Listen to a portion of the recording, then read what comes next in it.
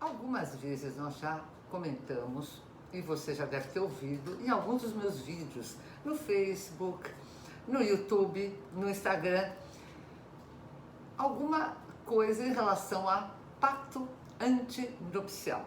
Você lembra dessa palavra? Pacto antinupcial. O que significa pacto antinupcial? Então, interessante, é bom que você saiba que quando você resolve se casar, você e seu noivo, ou você e sua noiva, vocês se dirigem ao cartório de pessoas naturais mais próximo da residência de vocês.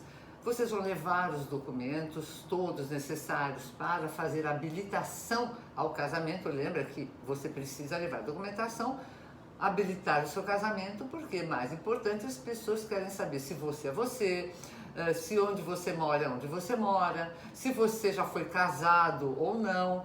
Essas coisas são importantes. Então o cartório normalmente leva uns 15 dias para fazer uma análise dos seus documentos e depois ele expede os proclamas.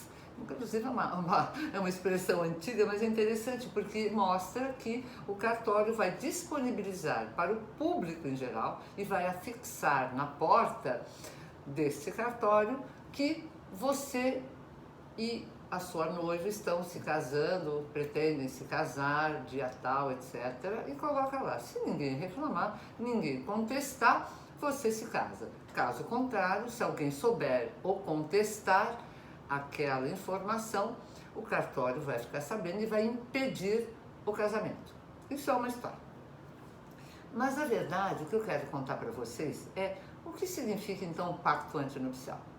Você precisa saber que quando você se habilita ao casamento no cartório de pessoas naturais, você vai levar os documentos, mas qual é a coisa importante? Você precisa definir, isso vocês, o casal vai precisar, e quando eu falo casal, pode ser um casal heterossexual ou um casal homossexual, vocês vão ter que definir que tipo de regime de bens vocês pretendem utilizar para o casamento de vocês. Por quê? O regime de bens é alguma coisa que, enfim, até muito pouco tempo atrás, até antes do novo Código Civil, que é de 2002, existir, era impossível você mudar o regime de bens do seu casamento.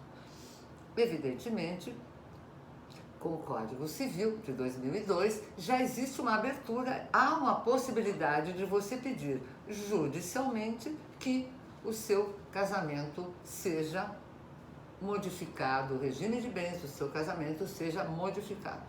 Mas vamos comentar aquilo que naturalmente acontece. As pessoas se casam, elas escolhem o regime de bens, ou melhor, elas não escolhem o regime de bens. E você vai me perguntar, precisa? Isso aí é tão... A senhora acha que isso é tão importante? Isso seria tão influenciador naquilo que me une a minha noiva, ou a mim, meu noivo, enfim? E eu vou dizer para você o seguinte, é a coisa mais importante que existe na vida de um casal, se chama, fora o amor entre vocês, se chama regime de bens. Através da escolha do regime de bens, ele é que irá definir a vida administrativa, amorosa, o companheirismo e a amizade que realmente faz parte daquele casal que está se unindo e que se gosta.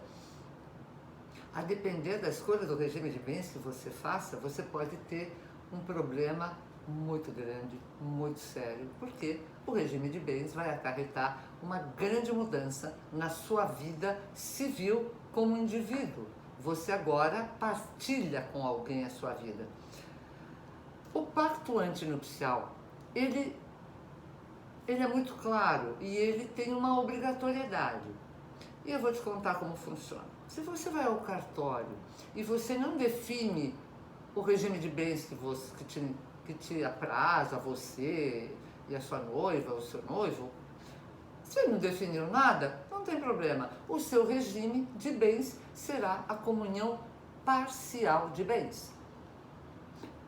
Evidentemente, eu posso em qualquer outro vídeo voltar a explicar a vocês o que significa um, qual é a vantagem de outro. Isso eu posso fazer sem problema nenhum, apesar de que você pode ver tranquilamente em todos os meus livros.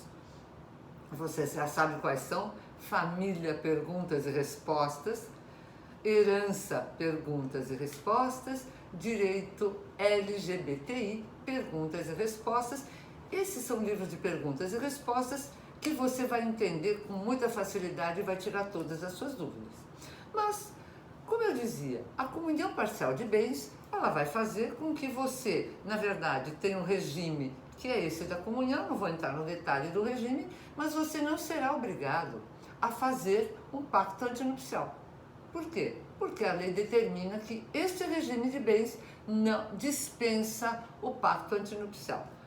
Dispensa, entre aspas, existem possibilidades, existem casais, existem histórias em que eu mesma entendo que um pacto antinupcial, mesmo com a não necessidade de tê-lo neste regime, eu acho muito importante fazer, e obviamente isso é caso a caso.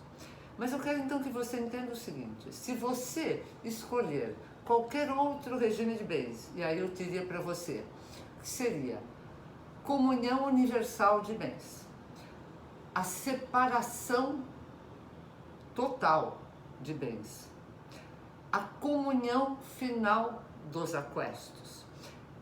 Pelo menos esses três regimes, ou caso você queira fazer regimes misturados, híbridos, e você deverá se utilizar obrigatoriamente do pacto antinupcial. É uma obrigação que o cartório, sabendo que vocês estão, por exemplo, escolhendo a comunhão universal de bens, ele vai obrigar você a fazer no cartório de notas. Esteja, por favor, sempre ao lado de um advogado, peça a orientação de um advogado especialista em direito de família e sucessão, para que ele diga para você o que você pode fazer e se utilizar desse instrumento, pacto antinupcial, para determinar uma série de coisas que interessem a cada um de vocês. Então, eu gostaria que isso ficasse muito claro.